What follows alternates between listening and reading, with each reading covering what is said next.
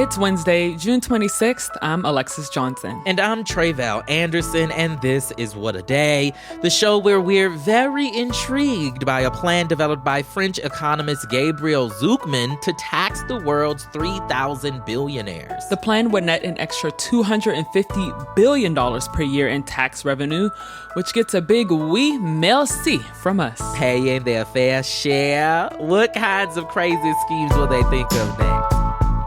On today's show, the U.S. Surgeon General declares gun violence is a public health emergency in the country. Plus, the judge in disgraced former President Trump's hush money case has partially lifted the gag order, unfortunately, so prepare yourself to hear a lot more from Trump about this case. We're gonna be very sick of him very soon if you are not already. But first, ready or not, tomorrow is debate day. President Joe Biden and former President Donald Trump will face off for 90 minutes on CNN starting at 9 p.m. Eastern. And frankly, both of them are under a lot of pressure to show that they're fit for re-election. Whoever wins in November, they'll be the oldest person ever elected president. Joe Biden is 81. Donald Trump just turned 78. And Trump is also dealing with the extra baggage of being a convicted felon now, so the stakes really couldn't be any higher. Yeah, Tre'vell, I know that Biden has spent the last few days holed up with his team at Camp David to study and practice for the debate, but what about Trump? What have he and his campaign been doing? Well, Trump is reportedly holding some informal policy meetings with his advisors, but mostly he's just running his mouth on the campaign trail, and of course he's going very low at rallies over the weekend. He spent some time attacking the CNN moderators as biased. He also made fun of Biden for actually preparing to debate, which I guess is something just so absurd. But the Trump campaign has also gotten some help preying on concerns about Biden's age ahead of the debate with these deceptively edited videos known as cheap fakes. The Republican National Committee and Trump's son Donald Jr. posted one from Biden's trip to France this month where it looked like he was trying to sit down in a chair that wasn't there, but the full video shows nothing of the sort. There was a chair actually there, and the president was just waiting for his defense secretary to be introduced as the next speaker at the event. I actually do remember seeing something along those lines. Yeah, and then there was another video from this month's G7 summit in Italy, posted by the RNC and later shared by the New York Post.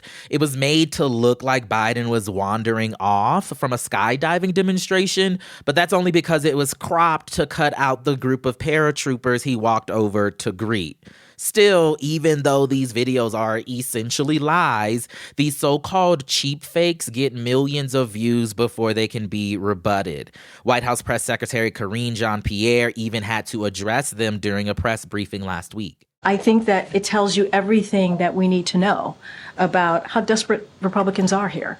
Instead of talking about the president's performance in office, and what I mean by that is his legislative wins, what he's been able to do for the American people across the country, we're seeing these manipulated videos. Yeah, this is some scary stuff we're talking about. But how are cheap fakes different from deep fakes? Cheap fakes are just existing videos that are lightly edited to make it look like something happened that didn't. Deep fakes, on the other hand, are fully doctored to depict someone saying or doing something that never happened. I wanted to learn a little bit more about why cheap fakes in particular are so insidious. And so I spoke with Tom Nichols. He's a staff writer at The Atlantic, where he recently wrote about why Republicans are resorting to spreading these easily debunked videos. I started by asking him why they're such politically potent weapons in the first place. Well, because images really matter in public communication. Used to be that we got our information through the written word. 50 years ago when I was a boy, my parents read the newspaper. The evening news was only 26 minutes maybe. But now people live through their screens. And so a very evocative image or a very evocative few moments of video can really stick with somebody. And you see this, for example, with TikTok, right? That a minute of TikTok can go around the world, go viral, because it's easy to watch. It doesn't require you to do anything. You're not trying to read it or comprehend it. But also the problem is, of course, with any kind of deception, I think it's attributed to Winston Churchill, but the famous saying is that a lie gets halfway around the world before the truth can get its pants on. Right. And do we have an idea of who's behind these cheap fakes? I remember there was some reporting after the last election about how Russia was using social media bots to infiltrate our election. Is that happening here as well? Any sense? Well, who's behind all this? Everybody. Everybody is. A kid in his basement playing with Photoshop is behind this. Russians being very clever with video are behind this. The Chinese pumping images into the American bloodstream are behind this. But, so's your uncle who shares dumb memes, which, anybody can make in 10 seconds.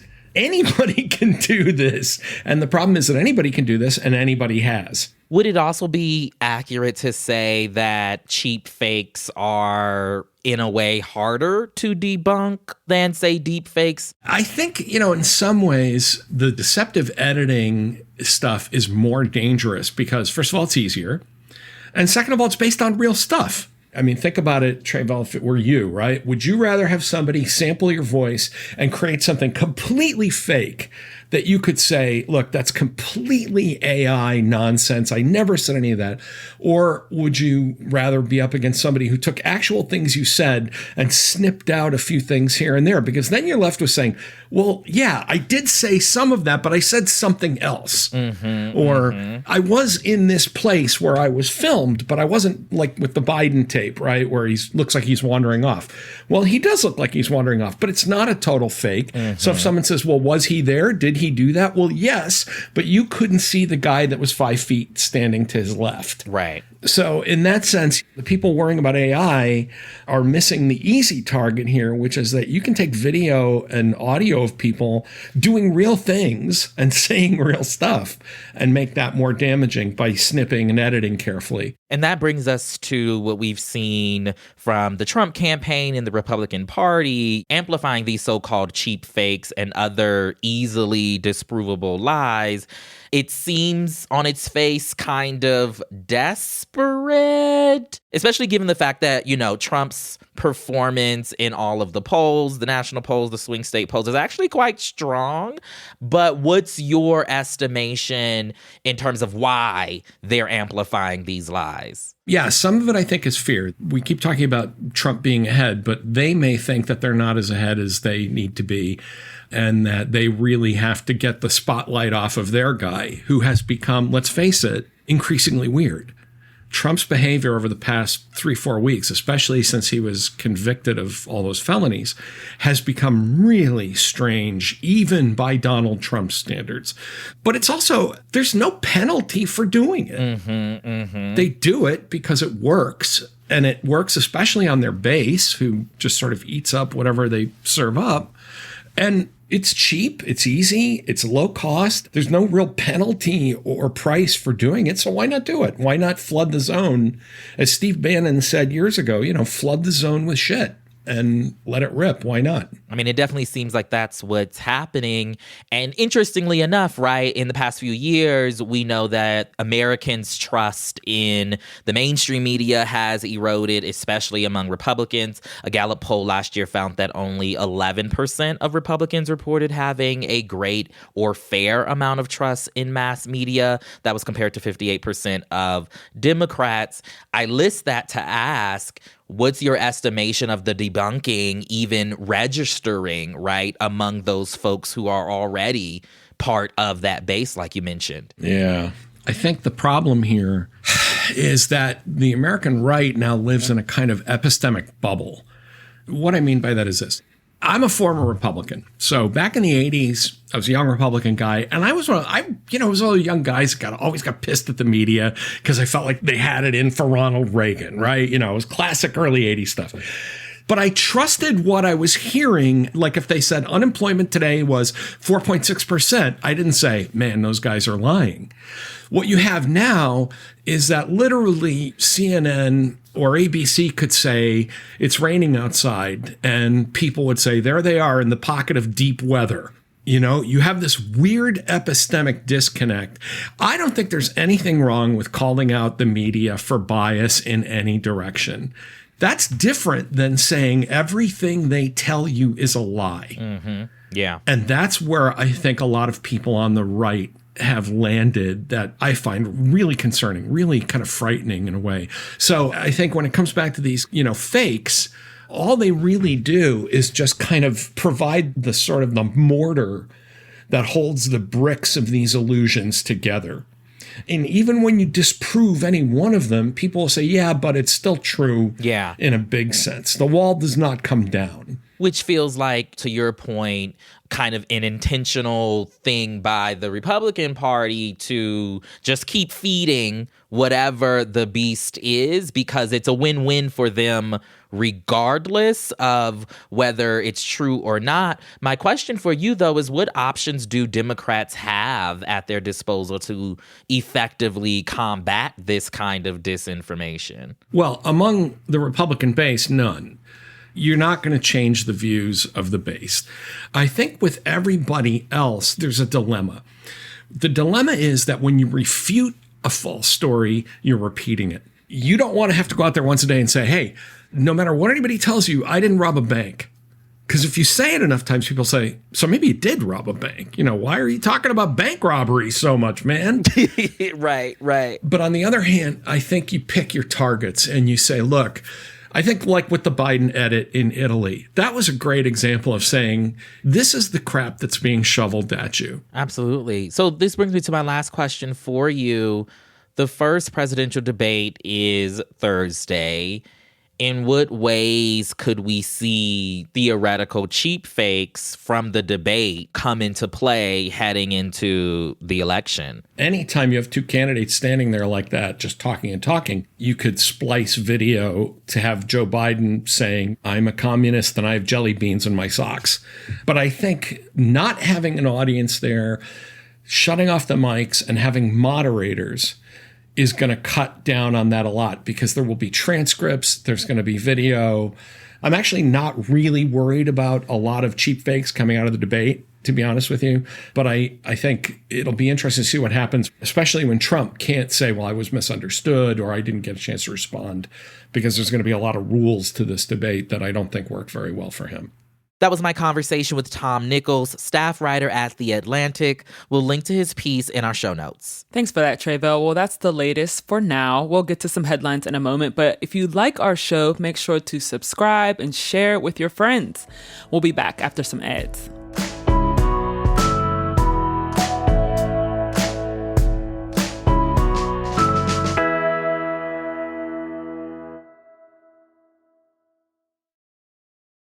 Let's wrap up with some headlines. Headlines.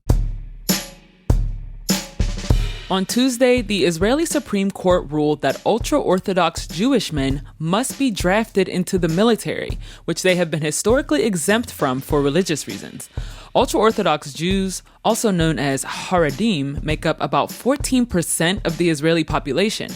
The ultra-Orthodox population skews very young, according to the Israel Democracy Institute, and almost a quarter of the men are military recruitment age Israelis. The court also ruled that the government could stop funding religious schools if their students don't participate in the draft.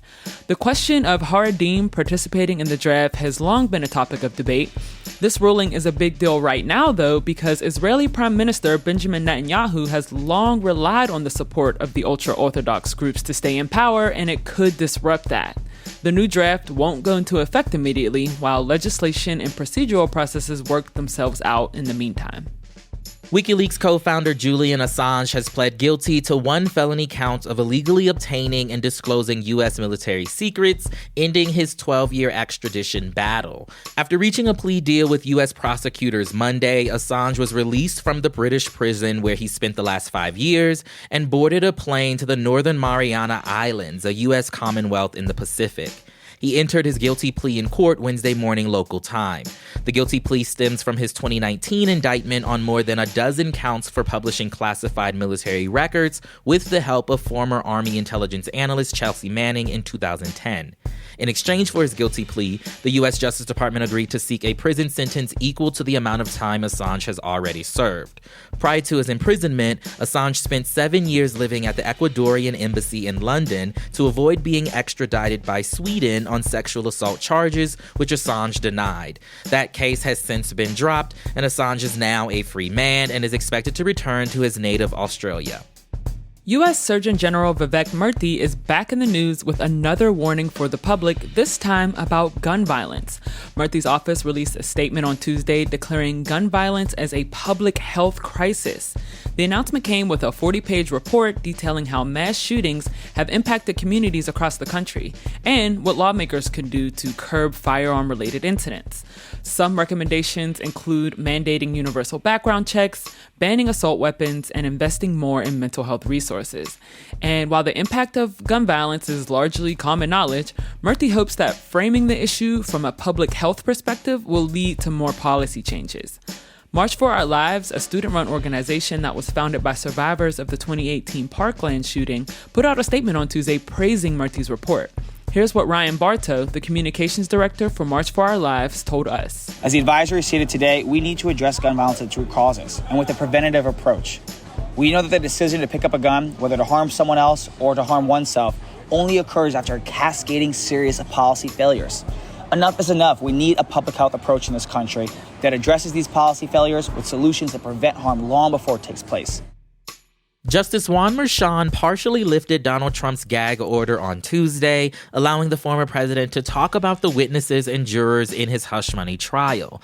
Last month, Trump was convicted of 34 counts of falsifying business records to hide his affair with adult film star Stormy Daniels.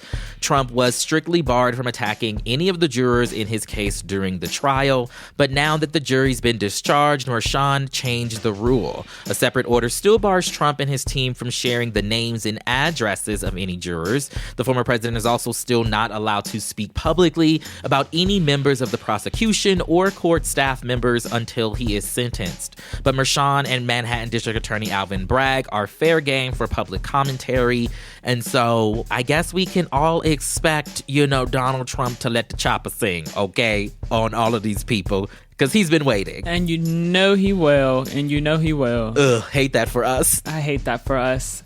And finally, an update on the primary races we mentioned on Tuesday's show. Squad member Rep. Jamal Bowman lost his re-election campaign for New York's 16th district to centrist Democrat George Latimer in the most expensive House race in history. In Colorado, MAGA Republican Lauren Boebert won her election in the state's 4th congressional district after switching districts to a more Republican-friendly electorate. And Utah's polls were still open at the time of this recording. And those are the headlines. One more thing before we go. Struggling to convey the stakes of 2024 to someone in your circle?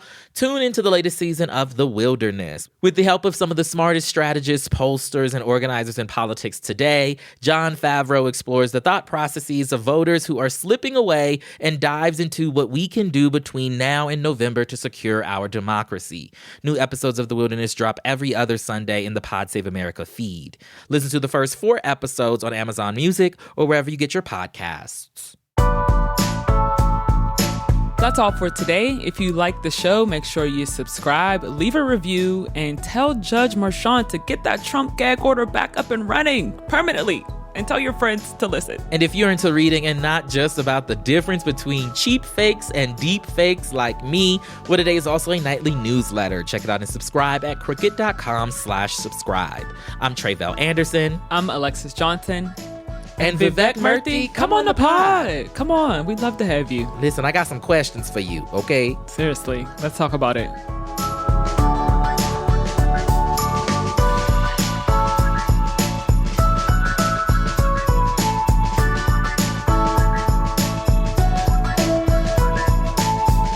What A Day is a production of Crooked Media. It's recorded and mixed by Bill Lance. Our associate producers are Raven Yamamoto and Natalie Bettendorf. We had production help today from Michelle Alloy, Greg Walters, and Julia Clare. Our showrunner is Erica Morrison, and our executive producer is Adrian Hill. Our theme music is by Colin Gilliard and Kashaka.